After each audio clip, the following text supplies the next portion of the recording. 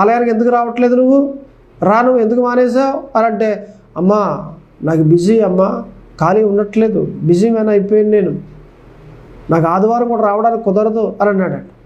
అలా కాదరా దేవుడి పని, దేవుని ఆలయానికి రావాలి, వాక్యాలు వినాలి, ప్రార్థన చేయాలి, దానికన్నా ఎక్కువైంది ఏముంది? దేవుడి కన్నా మనకి ఏది ఎక్కువ? జాబ్ ఎక్కువ, పనులు ఎక్కువ, వర్క్ ఎక్కువ, ఏది ఎక్కువ? రా అని అంటే, నాకు కుదరదమ్మా అని అన్నాడు. సర్లే వదిలేసింది తల్లి. ఆదివారం ఆరాధనకు రావడమే మానేశాడు. ఇక అలాగ తిరుగుతూ ఉన్నాడు, జాబ్ చేసుకుంటూ అలాగే మొత్తం మీద కష్టపడుతూ ఉండి ముందుకు సాగిపోతూ ఉన్నాడు.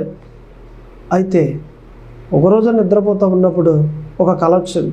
ఆ కలలో చనిపోయాడు. ఎవరు? ఈ అబ్బాయి చనిపోయి దేవుని రాజ్యానికి వెళ్ళిపోయాడు. దేవుని రాజ్యంలో ఒక పెద్ద గుమ్మం ఉంది, దానికి 2 తలుపులు ఉన్నాయి.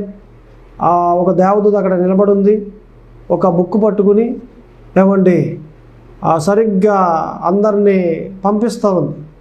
లైన్లో నుంచున్నాడు. నేను నీ పేరేంటి అని అడుగుతూ ఉంటే పేరు చెప్తున్నారు.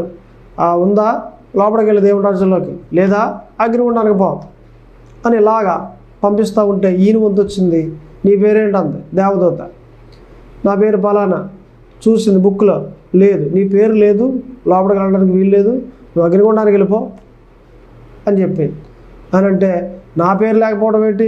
మా అమ్మ యేసు ప్రభువుని నమ్ముకుంది, మా అమ్మ దేవుని ఆలయానికి ప్రతి సండే వెళ్ళింది, మా అమ్మ దేవుని దగ్గర బాప్తిసం పొందుకుంది, మా నాన్న కూడా బాప్తిసం పొందుకున్నాడు అని అంటే, మీ అమ్మ నమ్ముకుంది కాబట్టి మీ అమ్మ వెళ్తుంది, మీ నాన్న నమ్ముకున్నాడు కాబట్టి మీ నాన్న వెళ్తాడు, నువ్వు నమ్ముకోలేదు కదా, నువ్వెందుకు వెళ్తావు? వెళ్ళు అగ్నిగుండానికి అని అంటే, నేను వెళ్ళను, ఎక్కడ కూర్చుంటాను నేను, దేవుడు రావాలి, నా పేరు ఎందుకు రాయలేదో నేను కనుక్కోవాలి అని అన్నాడు. దేవుడు వచ్చాడు. దేవుణ్ణి అడుగుతున్నాడు ఈ అబ్బాయి, నా పేరు ఎందుకు రాలేదండి బుక్లో?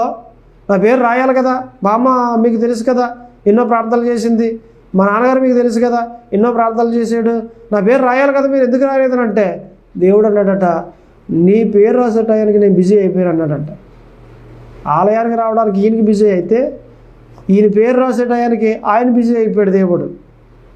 నాకు అర్థమైందండి అని అంటే, ఇప్పుడేం కుదరదేక అని దేవదూతలు పిలిచి అగ్నిగుండంలో ఏం చేశాడట. అగ్నిగుండంలో పడిపోయి మలమలా కాలుతూ ఉంటే, అమ్మోయ్ బాబోయ్ అమ్మోయ్ బాబోయ్ అని అంటూ ఉంటే ఒక్కసారిగా మెలకు వచ్చేసింది. ఓరు నాయన, ఇది కళ, ఇంకేమన్నా ఉందా? ఈ కానిసి ఆలయానికి వెళ్ళిపోవాలనేసి ఉదయం లెగ్గానే ఆదివారం ఆలయానికి వెళ్ళిపోయాడు.